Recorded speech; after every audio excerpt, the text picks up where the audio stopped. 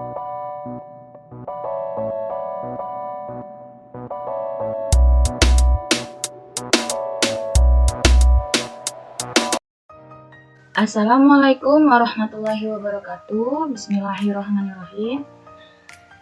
Selamat pagi anak-anakku kelas 10, tetap semangat. Kali ini kita akan mempelajari materi kimia dengan submateri metode ilmiah dan keselamatan kerja di laboratorium. Yang pertama, kalian harus memahami apa itu metode ilmiah. Metode ilmiah adalah metode sains yang menggunakan langkah-langkah ilmiah dan rasional yang digunakan untuk mengungkapkan suatu permasalahan dalam percobaan.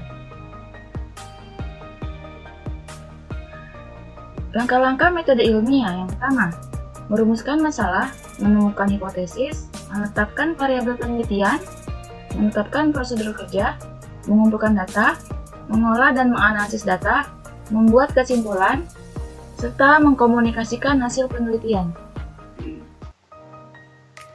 Sebagai seorang saintis, kita harus mempunyai sikap ilmiah.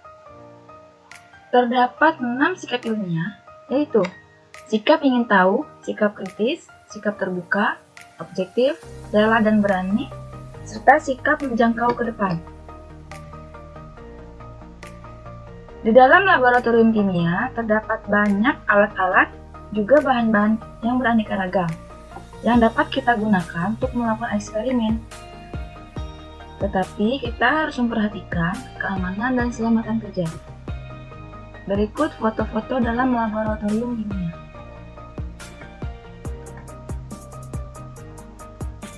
Di dalam laboratorium kimia terdapat banyak simbol bahan kimia yang tertera pada foto reaksi. Salah satunya adalah gambar api yang berarti mudah terbakar, gambar tengkorak berarti beracun, gambar huruf X berarti menimbulkan iritasi. Selain simbol bahan kimia, kita harus mengetahui alat-alat kimia. Ada tabung reaksi, rak tabung reaksi, pipet tetes, labu reaksi, ada gelas beker atau gelas kimia, ada kawat, ada kalorimeter, ada spiritus, dan lain sebagainya.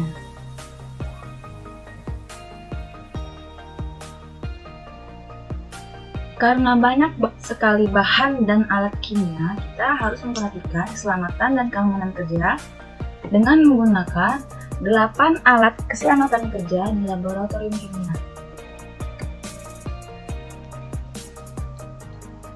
Setelah mengetahui apa yang ada di dalam laboratorium kimia, kita harus mengetahui cara merancang dan melakukan percobaan. Yang pertama, kita harus mengetahui tujuan percobaan, alat dan bahan, variabel percobaannya, ada variabel bebas, terkontrol dan terikat, langkah-langkahnya, membuat desain hasil pengamatan, terakhir membuat laporan percobaan.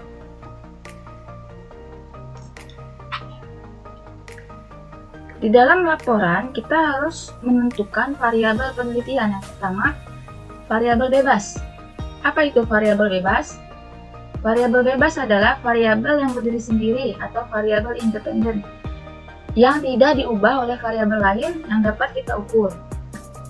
Yang kedua adalah variabel terikat. Variabel terikat adalah variabel yang dipengaruhi atau yang menjadi akibat karena adanya variabel bebas. Yang ketiga adalah variabel kontrol. Variabel kontrol adalah variabel yang dikendalikan sehingga pengaruh variabel bebas terhadap variabel terikat tidak dipengaruhi oleh faktor luar yang kalian teliti. Berikut contoh penentuan variabel. Contoh yang pertama, Gani melakukan percobaan untuk mengetahui pengaruh lama perendaman terhadap pertumbuhan kacang hijau. Dengan menggunakan 5 gelas, yang pertama, gelasnya tidak diisi air, dan 4 gelas lainnya diisi air sehingga biji kacang hijau terendam. Maka, kita harus menentukan 3 variabel penelitian. Variabel pertama yang kita tentukan adalah variabel bebas. Ingat ya, variabel bebas itu adalah variabel yang tidak dapat dipengaruhi oleh variabel lain.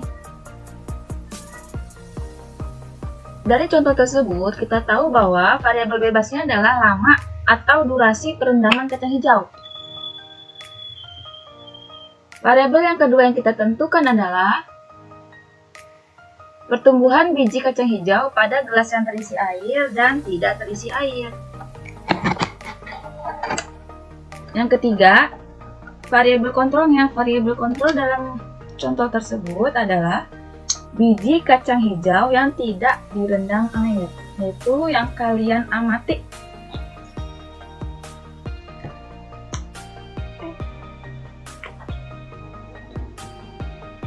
Contoh kedua yaitu terdapat 4 gambar percobaan. Di dalam 4 gelas kimia masing-masing kita masukkan 20 ml asam sulfat. Larutan pertama dimasukkan lempengan seng dengan suhu 28 derajat Celcius. Gelas kimia kedua, ke dalam larutan 1 molar asam sulfat dimasukkan lempengan seng yang telah dibagi 2. Pada gelas kimia ketiga, dimasukkan lempengan seng ke dalam larutan asam sulfat 2 molar dengan suhu 28 derajat Celcius. Dan pada gelas keempat, dimasukkan lempengan seng pada larutan asam sulfat 1 molar. Kondisi yang kita harapkan pada 4 contoh tersebut, variabel bebasnya yaitu luas permukaan sentuh, variabel terikatnya yaitu laju atau waktu, variabel terkontrolnya adalah konsentrasi asam sulfat.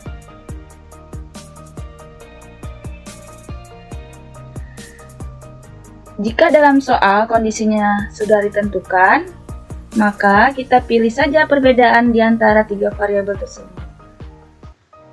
Luas permukaan sentuh kita cari antara lempengan yang belum dipotong dan yang sudah dipotong. Variabel terikatnya laju atau waktu, di sini tidak terlihat ya lajunya berapa.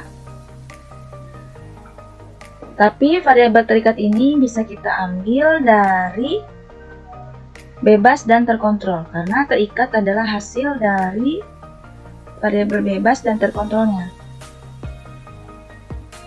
Dan variabel terkontrol yang diharapkan adalah konsentrasi asam sulfat. Di sini yang berbeda adalah 2 molar dan 1 molar. Otomatis, jawaban dari contoh kedua adalah pasangan gambar pada nomor 2 dan 3.